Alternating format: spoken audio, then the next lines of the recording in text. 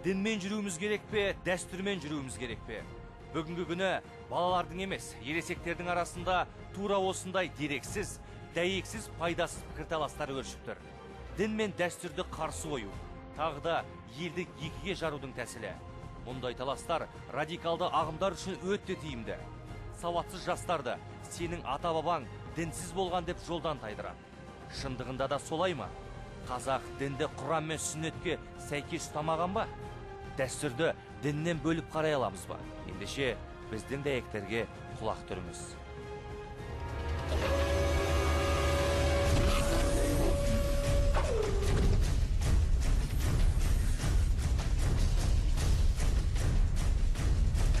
Радикализм матрицасы. Екінші бөлім. Дін және дәстүр. Қазіргі кезде көп ғалымдар дәлелдеп жатыр бұны. Көптеген конференция өтіп жатыр. Ол жерге қатысқан ғалымдардың пікір бойынша қазақ жеріне ислам 12 ғасырдан астам уақыт бұрын келген, ол жерге орнығып, ол жерде кең тарап.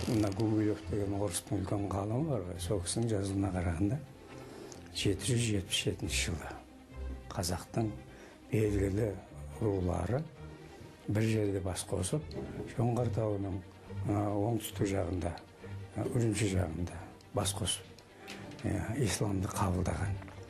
Ал енді ұлы жүз қазақтары одан сәл бұрынырақ қабылдаған.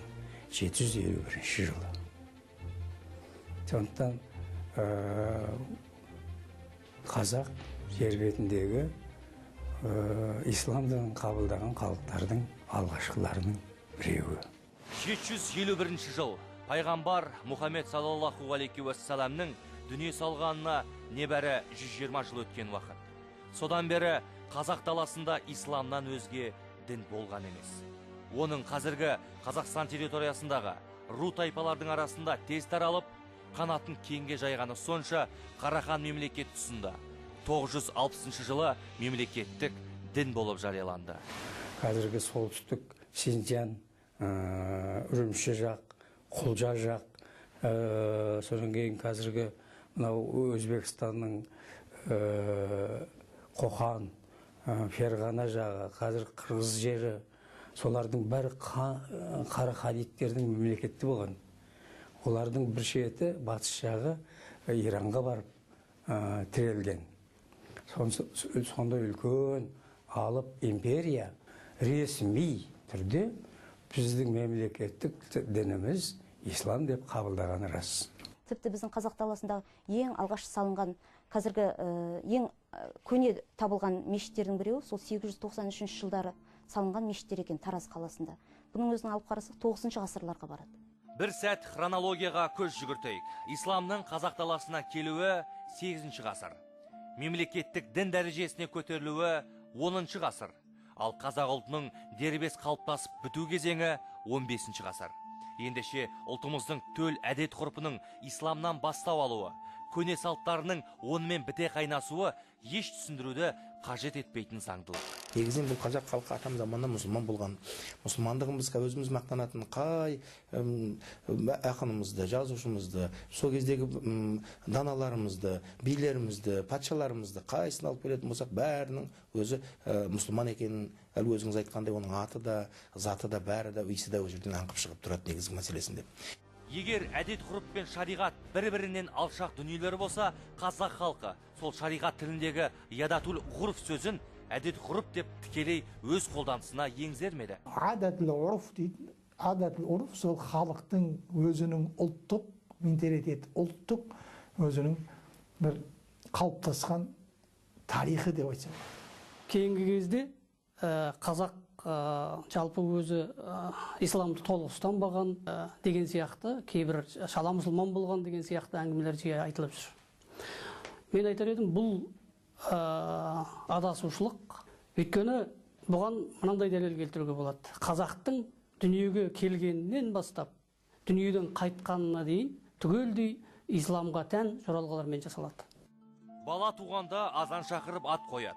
Ұлттың ажырамас дәстүрі болған бұл ғұрып шариғатта сүннет. Алла тағалам өз бұйрығын пайғамбар Мұстафа саллаллаху алейхи вассалам сүннеті бойынша азан шақырып ат қойып атқаны, бұл Аллаху акбар, Алланың ұлықтығын жеткізіп жатыр. балаға байланысты да қазақ ешқашанда менің балам демейді. Құдайдың берген балалары бар деп, оның тікелей шығу себебін айтып береді өзі. Қазақтың дінге беріктігін қойған есімдерінен ақ аңғаруға болады. Ахмет Яссауи, Махмуд Қашқари, Мұхаммед Хайдар Дулати. Мұндағы Мұхаммед, Ахмет және Махмуд пайғамбарымызға тән есімдер. Жүсіп Баласағын, Құранда айтылатын Жүсіп пайғамбардың аты. Қадырғали Жалайыри, Қадыр және атақта Сахаба Әлидің есімінің қосындысынан шыққан. Асан Қайғының шын есімі Хасан Сәбитұл екені мәлім.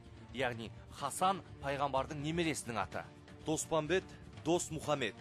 Қасым пайғамбарымыздың тұңғыш ұлы. Тәуекел, Тәуекел. Уәли Алланың досы деген мағына береді. Абылай Абдулхай, яғни Алланың 99 есімінің бірі мәңгі тірі Алланың құлы деген сөз. Бұхар, Имам Бұхари. Махамбет, Мұхаммедтен. Исатай, Иса пайғамбардан шыққан. Ибрахим Құнанбайұлы, Ыбырай Алтынсарин екі есімде Ибрахим пайғамбарды еске салады. Ал Шоханның шын аты Мұхаммед Ханапия. Абайдың інілері Оспан халифа Османның, Исхақ, Исхақ пайғамбардың, Смағұл, Исмаил пайғамбардың құрметіне қойылса керек.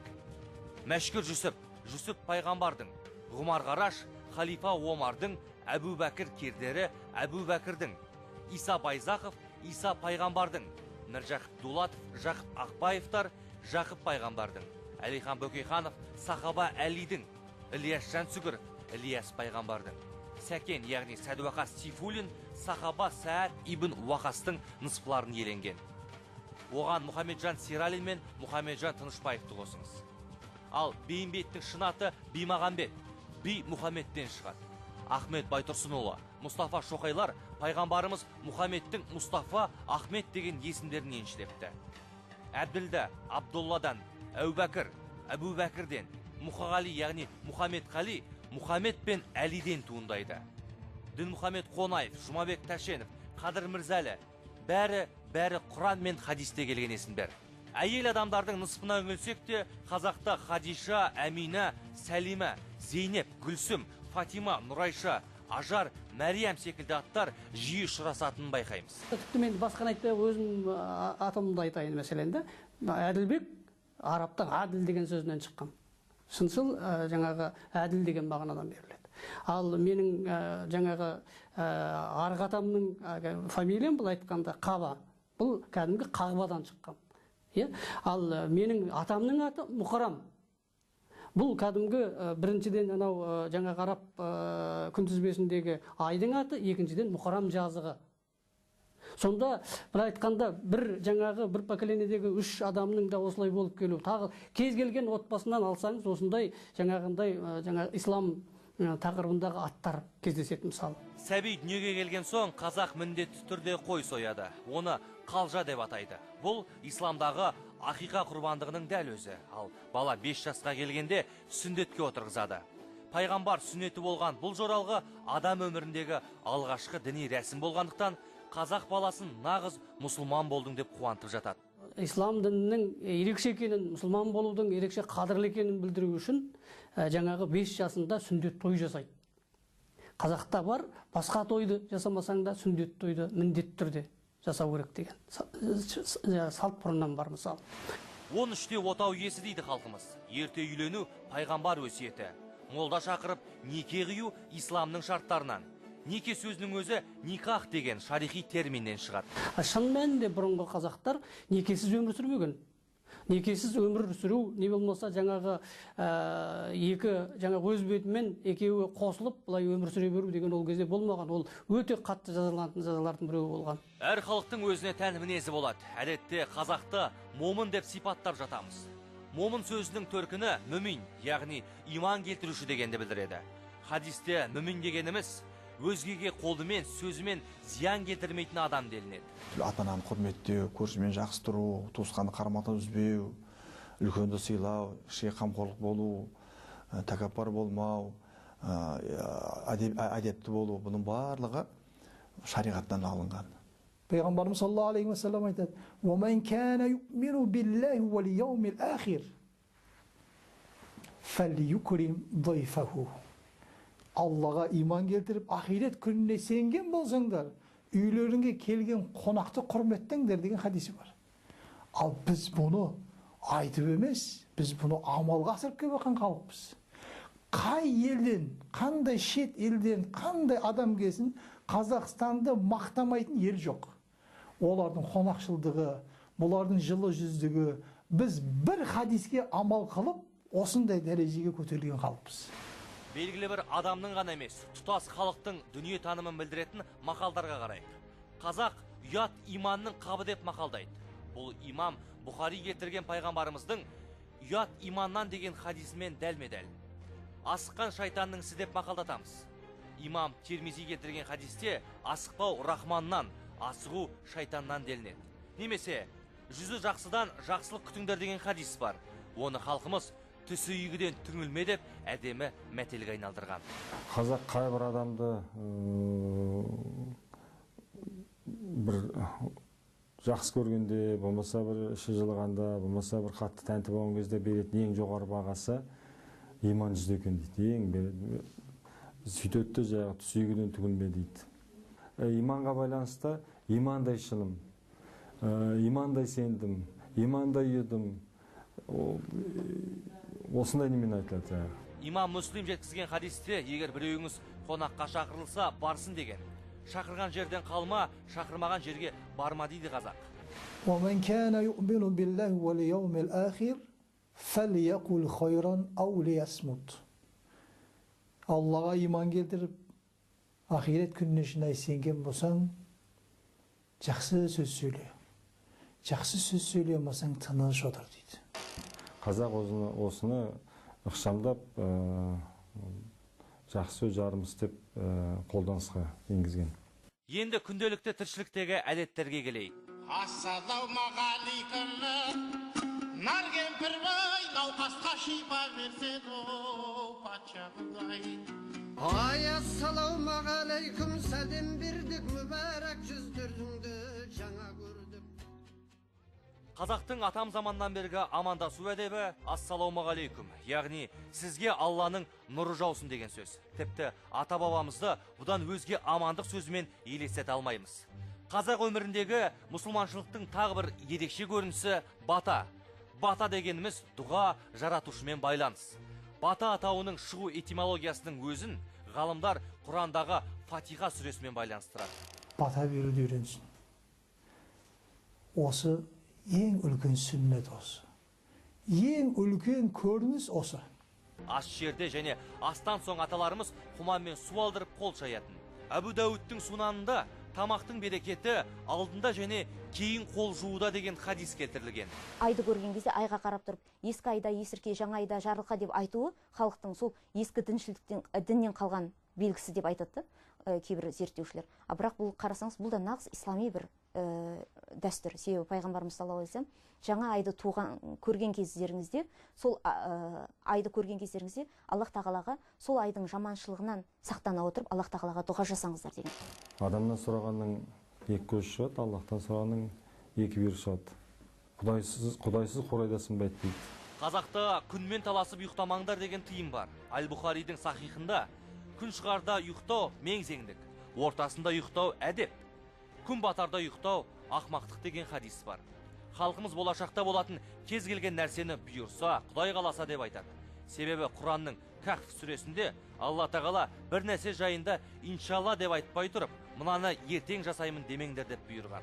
Мұсылман қорғанында мынандай дұға бар: киімің тозып қалсын, Алла тағала басқасын бергей. Ал апаларымыз жаңа киім алған адамға шапаның тозғақ, жасың ұзақ болсын, немесе киімің тозсын, өмірің оссын деп жатады. Отырған кезде жерді таянбау, бұл да жаңағы дінімізден келген тыйымдар. Себебі мысалы жер таянуға байланысты. Бұл яһудилардың әдеті екен, пайғамбарымыз ескертіп кеткен. Сондықтан жер таянбаңдар дейді. Мұсылмандардың жаңағы шарттарының бірі өздерінің балаларын мұсылман адамға беру. Өйткені бұл жерде жаңағы дін тазалығын сақтау. Дін тазалығын сақтау бұл атам заманнан келе жатқан жаңағы шарттардың бірі. Осы уақытқа дейін мысалы мынандай үлкен алып Ресей мен мына жағымызда тұрған Қытайдың ортасында біздің осы мұсылман болғандықтан ғана ешбіріне сіңіп кетпей, еніп кетпей, және өзінің адалдығын, тазалығын сақтаған дінімізді құрметтеуіміз керек. Енді жазба мәдениетке керек. Тарихи еңбектер Алтын Орда дәуіріндегі шығыс поэзиясы, жыраулар поэзиясы, күні кешегі алаш зиялылардың еңбектеріне дейін ата діннен алыс кеткен жоқ. Бірінші біздің жазу. Ескі заманнан қазақ мәдениетінде негізгі жазу араб жазу болып келді.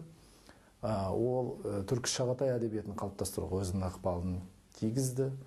Орта ғасырларда қазақ хандары, басқа қазақ патшалары өзінің канцеляриясына ие болып, ол жерде іс құжаттарының барлығы осы араб жазу негізінде жасалынып отырды. Бұрынғы өткен заманда дін мұсылман аманда деп басталатын жырдастандардан тартып, сатпаймын, сатқан емен дінімдімен деген Мұқағалиға дейінгі әдебиеттен мұсылмандық мәтіндерді теріп шықсақ, бірнеше томдық еңбек болар еді. Бірақ мысал ретінде Шәкәрімнің мұсылмандық шарты, Ыбырайдың мұсылманшылық тұтқасы, Абайдың 38-ші қара сөзі, Ғұмар Қараштың ойға келген пікірлерім және өрнек, Мәшһүр Жүсіптің ғылым білімі секілді концептуалды ғылыми еңбектерін атасақ та жеткілікті. Құнанбаевтың шығармашылығындағы діни мотивтердің көп болуы сол жердегі халықтың діни сауатын білдіретін еді. Яғни оның оқырманы сондай болғандықтан, оның тілін, шығармасының тілін түсіне алғандықтан, Абай еркін сол тілде жазды. Яғни ислами мотивтерді қолдана отырып, өзінің шығармаларын жазды. Осы күні сақалын белуарға сүрген бәз біреулер қазақ даласына исламды өздері әкелгендей, ата-бабамыз сүннетті білмегендей сайрайды. Мына бейнелерге қараңызшы. Көзіміз көрмеген батыр билерді былай қойғанда, тарихи суреттің өзі қазақтың мұсылманшылыққа берік болғанын айғақтап тұрған жоқ па? Мынау Абайдың баласы Тұрағұл, 20-дан енді асқан шағы, сүннет деп сақал қойыпты. Абайдың сақалы болды, Ыбырай Алтынсаринде сақалды болды, Қаздауысты Қазбек би, Төле би, Айтеке би біреуі көсе болып сақалсыз отырған жоқ, бәрінің сақалы болды. Бірақ сақалдың қою жөні бар. Мысалы, баяғыда мына қолымен қысқанда, мына қолының шетінен кесетін еді сақалды. Сақал деген тем более адамның ғылыми тұрғыда айтылған оның білім, ілімін, ақылын көбейтетін, екіншіден еркектік қасиетін күшейтетін. Сондықтан мұртты басып, сақалды өсіруді пайғамбарымыз бізге сүннет қылған. Керісінше біздің ата-бабамызда көсе деген бір өте ер адамға үлкен бір сүйегіне таңба болатын бір намыс сөз. Болмаса тіпті одан да жаман айтады, қазақта кемпір иек деп айтады. Сол Абай жолының авторы Мұхтар Әуезов өз шығармаларында шариғат шәлісі деген сөзді қолданады. Айтып отырғаны мына киім. Құранның Нұр сүресінде айтылған бұйрыққа толық сәйкес келетін бұл киімді революцияға дейін түсірілген кез келген суреттен табасыз. Яғни бет аузын тұмшалайтындар мен керісінше тәнін жалаңаштайтындардың қазақтар діндар болған жоқ деген сандырағына еш негіз жоқ. Алла тағала бізде Нұр сүресінің 34-ші аятында бұл туралы айтып қойды ғой. Бізге сендер әйелдерге айтты, сендер деді, мынау беттерің, қолдарың, аяқтарынан басқа жерлеріңді жабыңдар, кеуделерің, желектеріңмен жабып жүріңдер, аяқтарыңды сартылдатып, басқа еркектердің көңілін аудармаңдар деді ғой. Біздің енді мысалы мен өзім жас күнімнен ақ білем, әжелеріміз нағыз ислам киімін киіп жүріпті ғой сонда. Сол кезде мынау көйлек, осы мынандай ұзын дамбал, мына кімге дейін, аяққа дейін түсетін, кеуденің бәрі жабық. Ол кезде енді 14-15 жаста қыздар тұрмысқа шықты. Енді қарасаңыз 12-13 жасында қыз, ол енді ол кезде бала.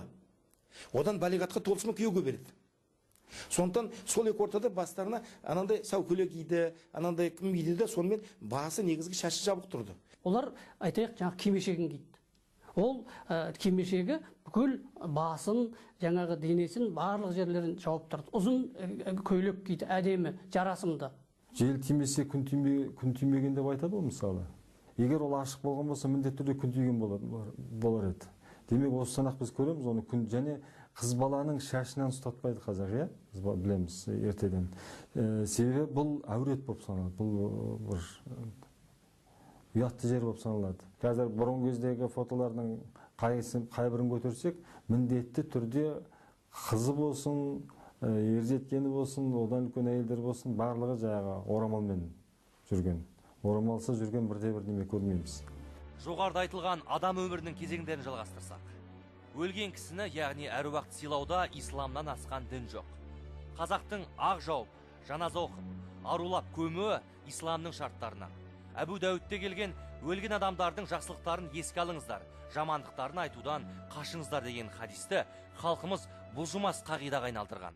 Біз жанымызбен мұсылман болдық. Жанымызбен, санамызбен мұсылман болдық. Және жақсы, таза мұсылман болдық. Біздің арамызда секта деген бәле болған емес. 15-16 ғасырлардағы Орта Азияның саяси һәм рухани келбеті жайлы 16 ғасырда өмір сүрген Рузбихан Исфахани Мехманаме и Бухара атты еңбек жазған.